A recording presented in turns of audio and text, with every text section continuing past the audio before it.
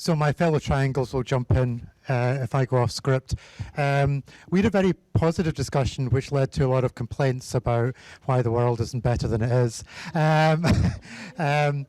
Just picking up on the point about projects, and one of the themes in our discussion was that evaluation often is too project-based, too much about a single project rather than evaluating a resource and how it might inform a number of different projects, a number of different activities of an institution.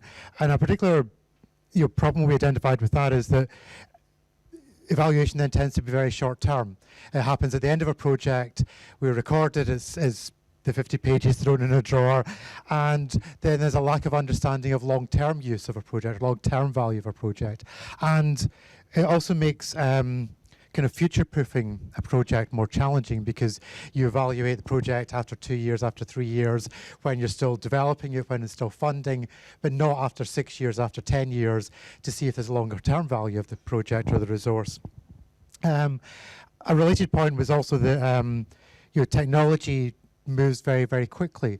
So something that looked very cutting edge 3 years ago, 5 years later can look very dated, and even just the look and feel can put people off.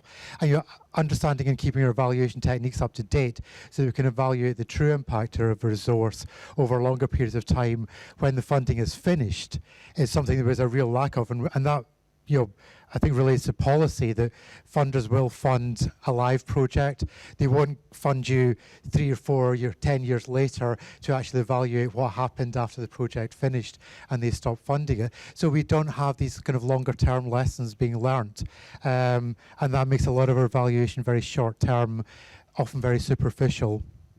What we did think about is, some of the data we're collecting, and there's certain core-ish things that we can collect from any resource. We can collect how many people used the resource, how many people came back to the resource, how many page hits, how long people used it for.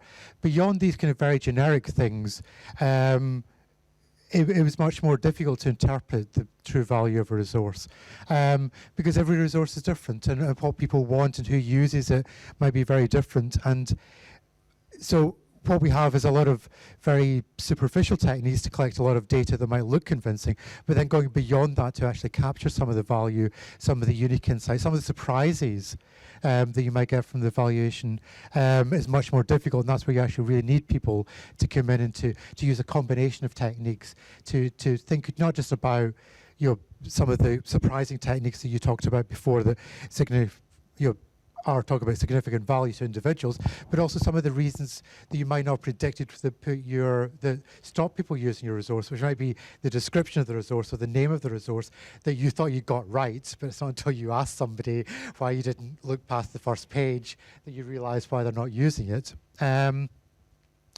One of the things we also talked about was people's expectations. So people are very digitally connected. Most of the people that use our resources use a lot of other resources.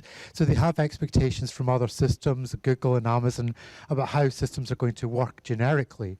And if our systems work differently, do we expect people to learn, overcome a barrier, or do we change how we're building our resources to make them look more like these systems they're already used to? There are values in what we do in terms of archives and how they're constructed. How do we get those lessons across to people if they're not using them professionally, if they don't have to use our resources? How do we encourage them to use different ways of interacting with resources rather than just using similar models already used to? Of course, we were very honest admitting that what we want to do as designers and information architects may not always be what our users want. And what we are, the kind of sexy new novel thing that we're funded to do, might not be actually what the users want, who just want a simple search box, a very simple, easy to use system, which will not get you any funding, but it's not, you may be adding things that people don't want. So what is the balance between giving users what they want and getting the funding to do things that are useful and new that will give them access to the resources you want to make available? Like Aretti's group, we also see evaluation as being part of the life cycle of a project. It's not something you do at the end. And it's amazing how many digitization projects don't have any evaluation attached to them. Lorna, though she's disappeared, talked about an HRC, Arts and Humanities Research Council evaluation of how many digitalisation projects didn't have any evaluation attached to them, and it's a lot. So even though we see evaluation as being very important, lots of people don't, and there's no evaluation. But we see evaluation as being part of the whole life cycle, part of the short-term, medium-term, and long-term goals of any project. Where else did I miss? We did acknowledge that there's a balance between the kind of grab a lot of data quantitative approach, which is very popular and very useful, versus a more time-consuming approaches, surveys, focus groups, evaluations, eye tracking, and so on. That does require a lot of time and effort, but can be very rewarding and very insightful about what people are doing, and has a lot of challenges. And I think we acknowledge the low uptake rate of things like surveys and focus groups, which often tell us more about the people that take part in surveys than what our actual users are doing. And sometimes I think we probably end up evaluating people rather than evaluating resources because of this kind of self-nomination. New technologies for evaluation often raise interesting challenges for participant recruitment. So Jan talked about the challenges of having to ask people to take off their makeup before doing eye tracking. And one participant who almost suffocated.